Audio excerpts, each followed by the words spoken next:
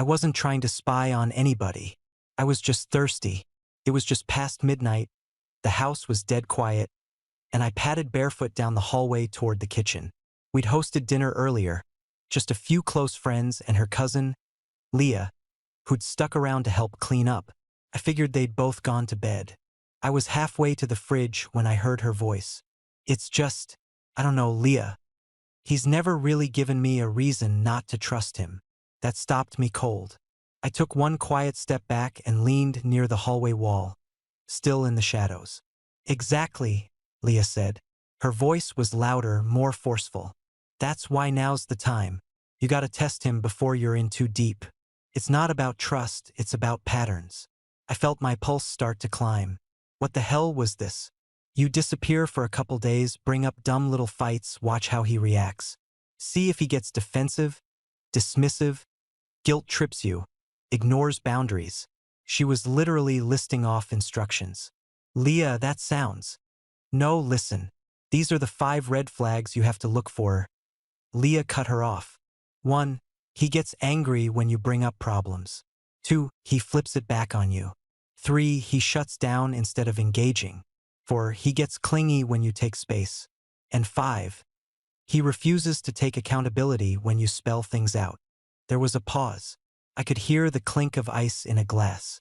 Then my girlfriend, Rachel, sighed. I guess, it just feels manipulative. Leah didn't even pause. It's not manipulative. It's protective. You're not trying to trick him. You're testing to see if he's the kind of guy who makes everything about himself. You said yourself you've never seen him upset. This is how you find out what's under the surface. Another pause. All right, Rachel finally said. Fine, I'll try it. I didn't move. I just stood there like an idiot in the dark, gripping the side of the hallway. That wasn't a woman who wanted to talk through something. That was a woman planning a damn science experiment. And the worst part?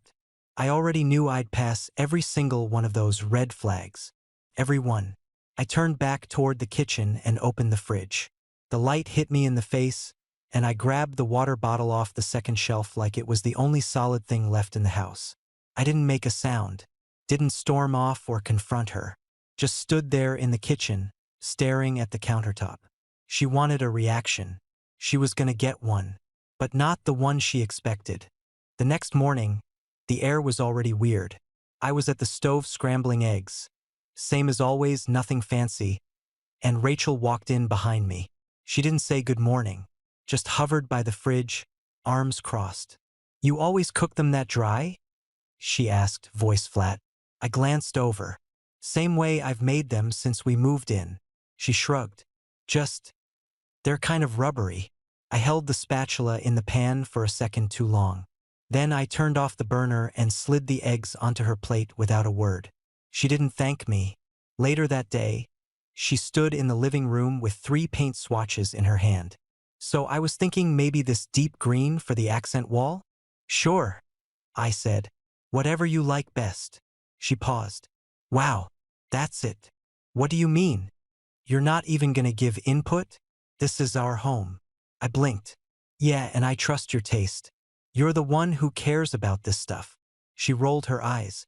It just feels like you don't want to be involved. I knew what this was. I could almost hear Leah's voice in my head again. See if he gets defensive. So I didn't. I just nodded. Okay, next time I'll be more involved. That night, she sat on the couch with her laptop, slamming the keys like they owed her money. I waited for the sigh. It came. She shut the laptop. My boss is useless. I spent 2 hours fixing a presentation she didn't even read. That sucks, I said. Rachel looked at me like I just told her the weather. That's it. I raised an eyebrow.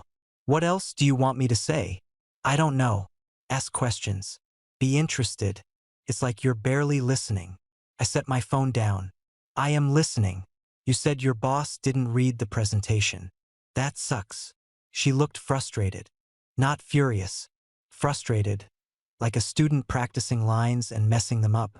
Every argument felt like it had a prompt behind it.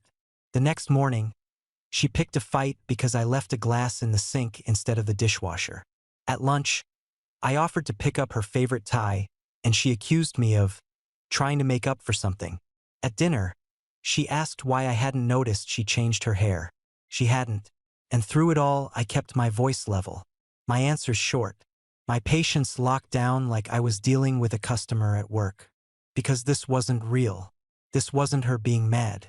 This was her working through a checklist, waiting to see if I'd snap. I'd seen her truly upset before. When her dog died. When she didn't get that promotion last year. This wasn't that. This was a script. I caught her studying my face after every little spat, like she was searching for a crack. Some sign I'd finally lose it. But I wouldn't give her that. You good?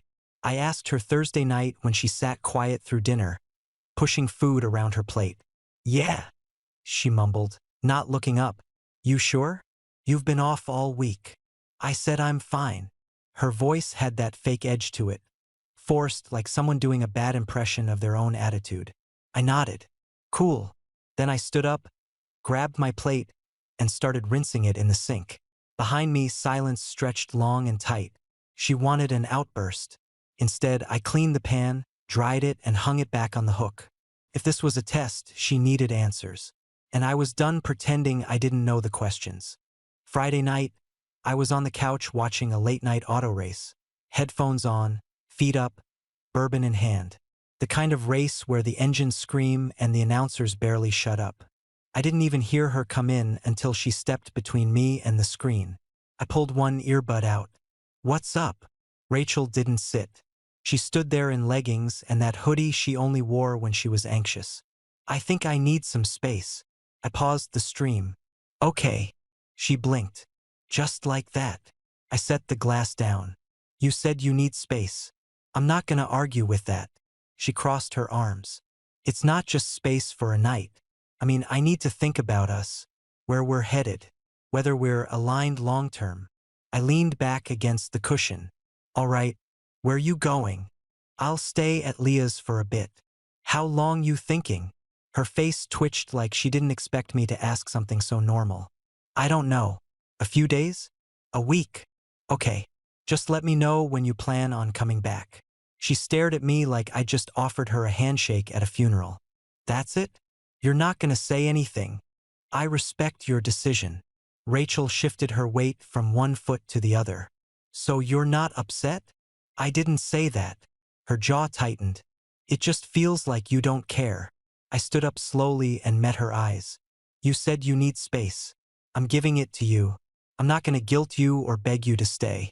That's what respect looks like, right? She looked rattled. I don't know. I guess I thought you'd at least want to talk. I shrugged. We've been talking all week. You've had one foot out the door since Monday. Rachel didn't answer right away. She turned and walked down the hall, then came back 10 minutes later with a duffel bag slung over her shoulder and her purse on her arm. I'll text you tomorrow, she said at the door.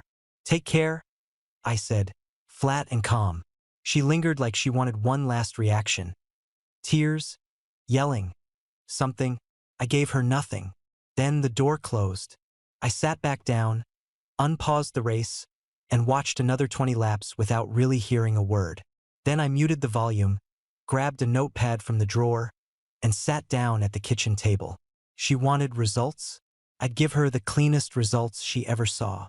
I drew a line down the center of the page. Left side, what she wants. Right side, what she gets. On her side, I wrote, space, clarity, truth, control. A chance to see how I respond. Then I started filling out mine. Under what she gets, I wrote, space in full. A packed box. 0 games. 1 locked front door. A man who doesn't play pretend. I wasn't angry. I wasn't heartbroken. I wasn't surprised. She lit the match. I was just making sure the fire didn't spread. I flipped to a clean page and titled it Inventory. Clothes, books, chargers, bathroom drawers, every single thing she'd left behind was going on that list. There'd be no, I forgot this, or, can I grab that later? She wanted to run a test. But tests have results. And I was done being the lab rat. I closed the notepad, took one last sip of bourbon, and got to work. Her closet was still full: work blouses, yoga gear, jackets she never wore but couldn't part with. I grabbed a roll of tape, a Sharpie, and a stack of medium boxes from the hall closet. I wasn't rushing. I wasn't throwing stuff. I folded each item, lined them up, filled each box by category. Clothes first, then shoes. One by one, I labeled the boxes in thick black marker: bedroom A tops, bedroom A shoes, closet jackets. Half an hour in, I realized this was gonna go faster with help. I shot a text to my brother. Me, you up? Him, yeah, what's up? Me, need a hand packing up Rachel's stuff. Him, wait, what? 10 minutes later, he rang the doorbell.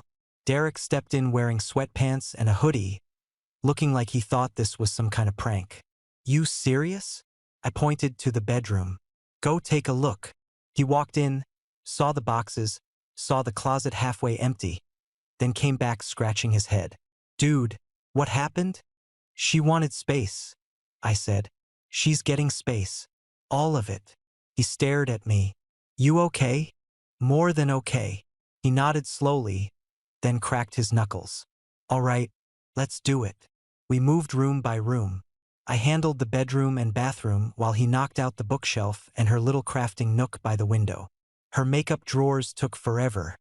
So many tiny bottles and brushes. I put each item into Ziploc bags and patted them with towels. No leaks, no breakage, no excuses. Every box had a label. Every label had a matching line in the notepad. Dude, you're like a damn divorce lawyer, Derek said, stacking a box in the garage. This isn't petty, I told him. It's clean. She left in control, so I'm giving her full control back. He didn't argue.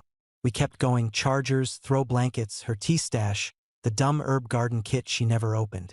If it had her name on it, even in spirit, it went in a box. If it was shared, I documented it. Lamp, rug, kitchen knives, the TV we split at Costco last year. I took pictures of everything. Open box, closed box, label. Photos of our shared items laid out neatly on the counter. At one point, Derek picked up a framed photo of the two of us in Charleston. You keeping this? Nope, I said, reaching for another box. Toss it in. He slipped it into the one marked miscellaneous living room without another word. By mid-afternoon, the garage looked like we were prepping for a move.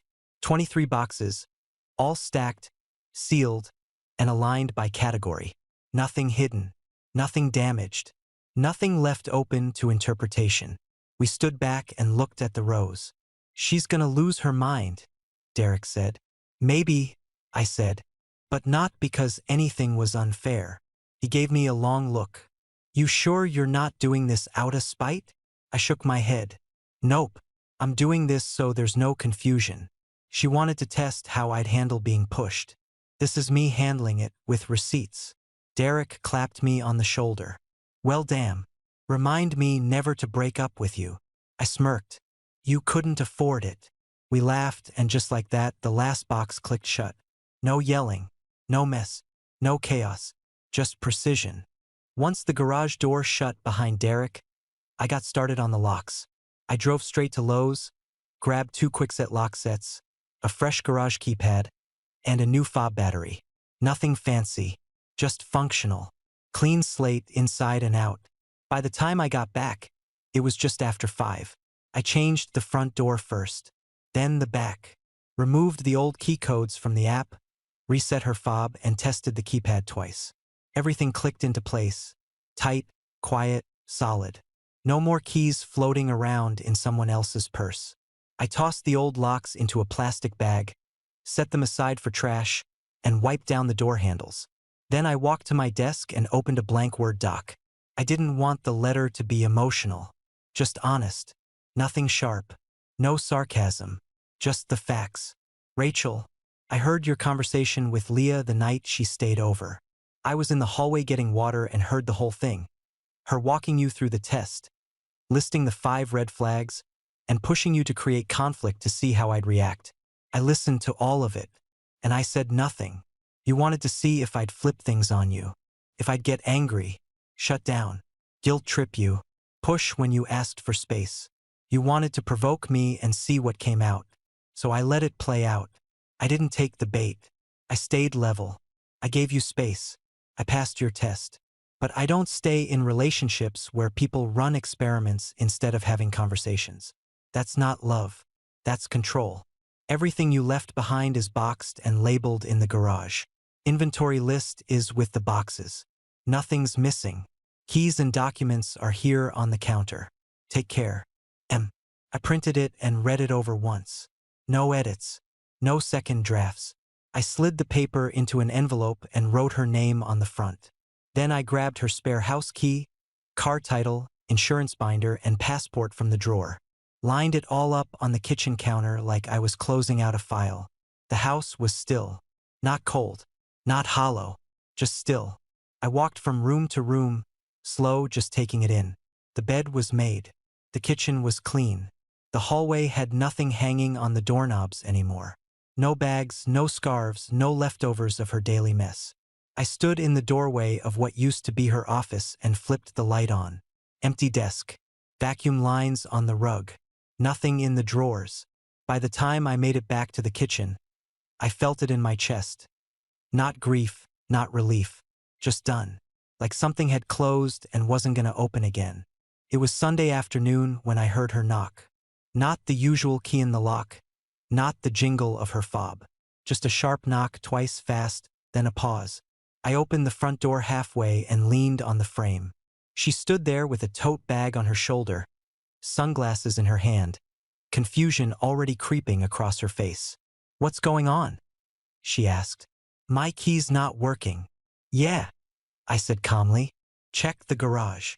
She blinked. "What? Garage? Go check." Rachel stepped back like she thought she misheard me. "Wait, what's happening?" I didn't move. "Garage." She turned without another word and walked around the side of the house. I closed the front door behind her and waited in the kitchen. Not 2 minutes later, I heard the garage door creak open. Then the silence. Then the sound of her footsteps speeding up. She burst back through the door I'd left unlocked between the garage and the laundry room. "What the hell is all that?" I nodded toward the envelope still sitting on the counter. "Start there." She picked it up and opened it, eyes darting across the page. Her mouth pressed into a tight line, but she didn't say anything until she was halfway through. "You overheard us?" she said, looking up. "In the hallway.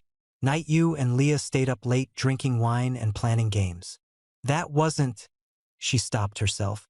"You're blowing this out of proportion." "No, Rachel," I said. "You already did that when you decided to create problems just to see how I'd respond." She looked around like she didn't know where to stand. "It wasn't meant to hurt you. After everything Leah went through, I wanted to be sure I wasn't missing something. So instead of talking to me, you ran a silent experiment," I said. "Started fights on purpose. Withdrew affection. Disappeared. That's not protection. That's manipulation." "I wasn't trying to manipulate you. You made a checklist and watched to see if I'd hit your red flags. That's not a relationship. That's surveillance." She pulled her arms in like she was cold. I didn't know how else to protect myself. I let that hang there. No rush. No reaction. "You want to talk about protection?" I said. "Fine. Did I fail any of the red flags?" She didn't answer. "Did I?" She shook her head. "No." I nodded. "Exactly. I passed. That's the whole damn point. You created a trap, and when I didn't walk into it, you still found a way to make it my fault." "I didn't mean for it to go this far," she said, voice cracking. "I thought you'd ask more questions, show more, I don't know, emotion. You wanted me to fail. You wanted an excuse. I didn't give you one, so now you're scrambling." "That's not true." "It is. And now you're standing here surrounded by packed boxes and documented proof that I was never the problem." She looked at the keys on the counter. "So that's it? You're just done." "I was done the moment I realized I was being tested like some lab rat," I said. "Relationships are supposed to be built on trust. You didn't trust me enough to talk. So now we've got our answer." Her voice dropped. "I thought you were different." "I was," I said. "You weren't." She stood there frozen, eyes glassy, lips tight. "You can grab your stuff whenever you want," I added. It's all there. Nothing broken. Nothing missing. Just like the respect I gave you, start to finish. Rachel didn't say anything. She just nodded once, slow, and walked back out to the garage. I didn't follow. By the time she pulled out of the driveway, my phone was already buzzing. First it was one message, then 3, then 10. I shouldn't have done it like that. Can we just talk? Please don't shut me out. Then came the calls. 2 that night. 5 the next morning. Voicemails too.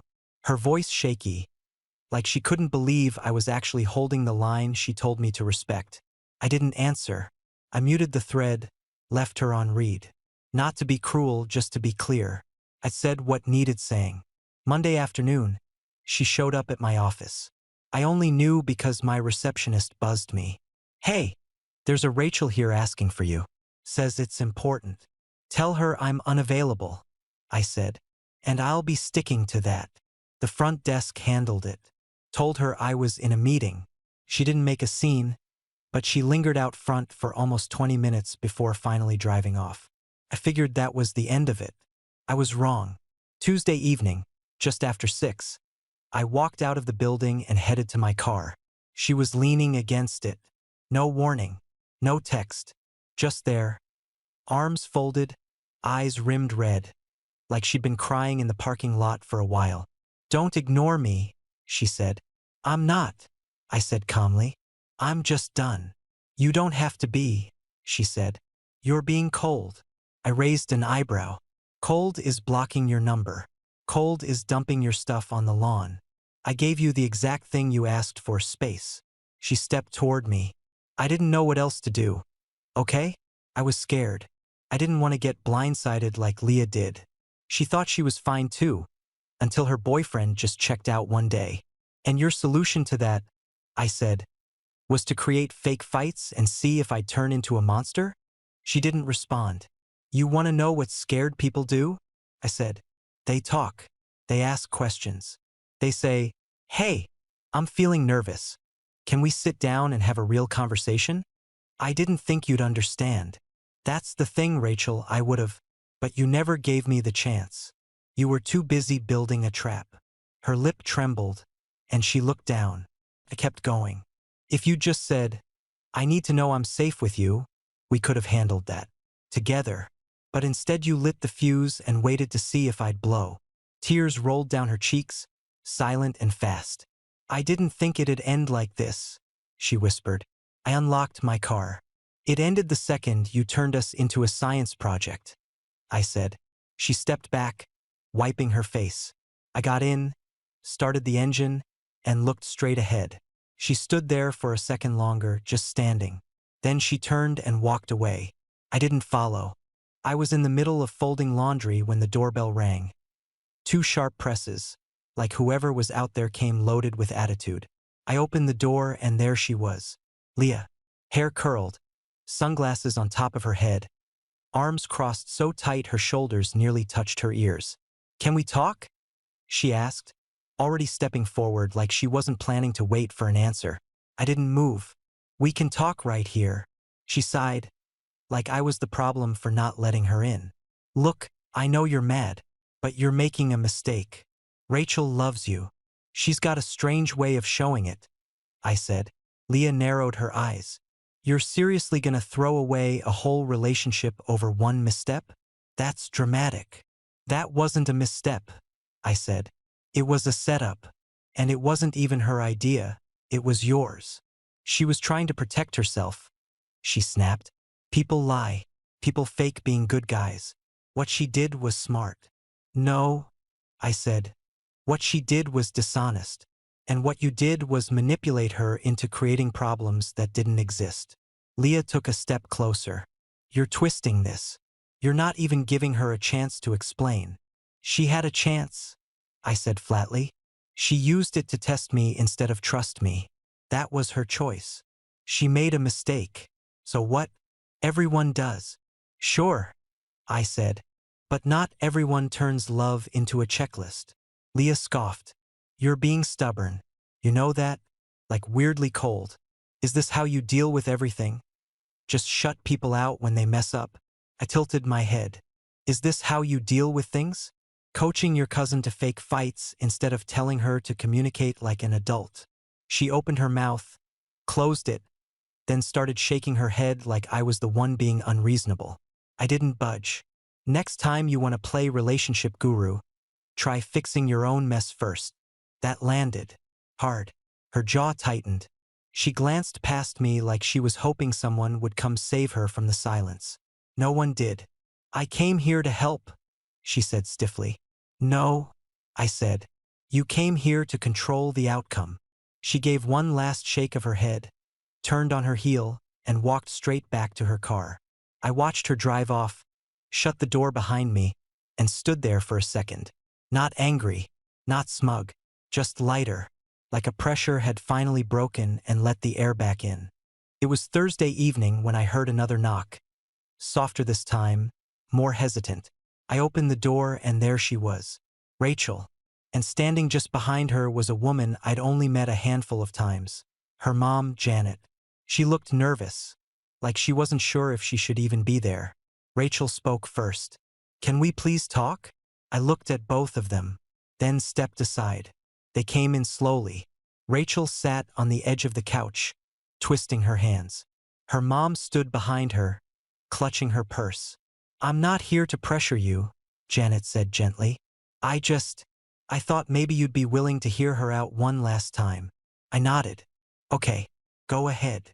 Rachel looked up at me. Her eyes were red, but her voice was steady. I know I messed up. I know I hurt you, and I'm not asking you to forget that. I want a second chance.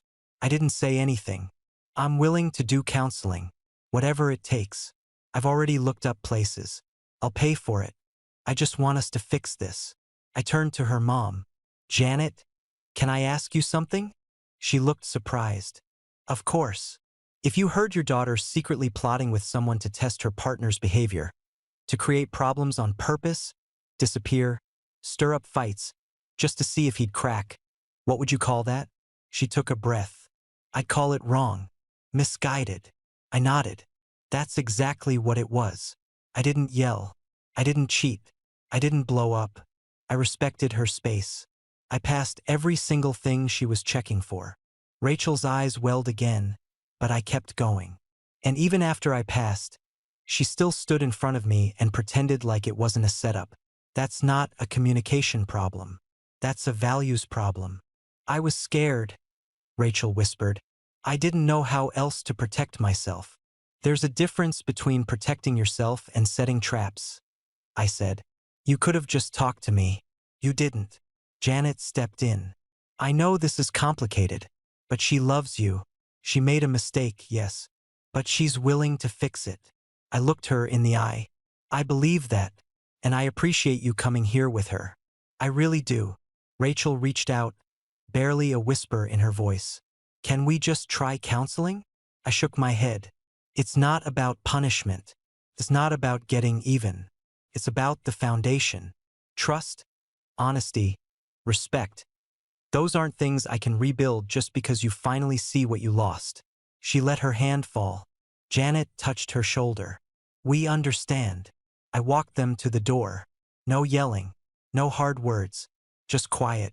At the threshold, Rachel turned one more time. So this is really it? Yeah, I said. It is. They left without another word. I closed the door behind them and didn't look back. A few months passed.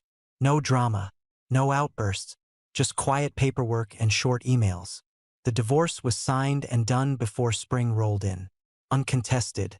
Clean. We split everything straight down the middle, furniture, savings, car title, the rest. I kept the apartment. She moved in with Leah for a while, then eventually found a small studio on the east side. She didn't fight for the couch or the TV. I didn't fight for anything she wanted to take. We both knew it was already over. The papers were just formality. One Saturday in early May, I stopped to fill up at a Shell station off Route 12. The sun was low, windows down. I had music playing, something easy and wordless. That's when I saw her. She was across the lot, pumping gas into a silver SUV. Different car than before. Hair tied back. No makeup. She looked up and saw me. We locked eyes. She gave a small, uncertain smile, like she didn't know if she should wave or keep her head down. I nodded. She walked over, slow and hesitant. "Hey," she said. "Hey." She looked thinner, tired maybe, still pretty, but there was something in her eyes that hadn't settled yet, like she was still holding on to weight she didn't know how to set down. "I'm seeing someone," she said after a pause. "It's new." I nodded. "That's good." She waited like I might say more. I didn't. "How about you?" she asked. "I'm good," I said. "Really good."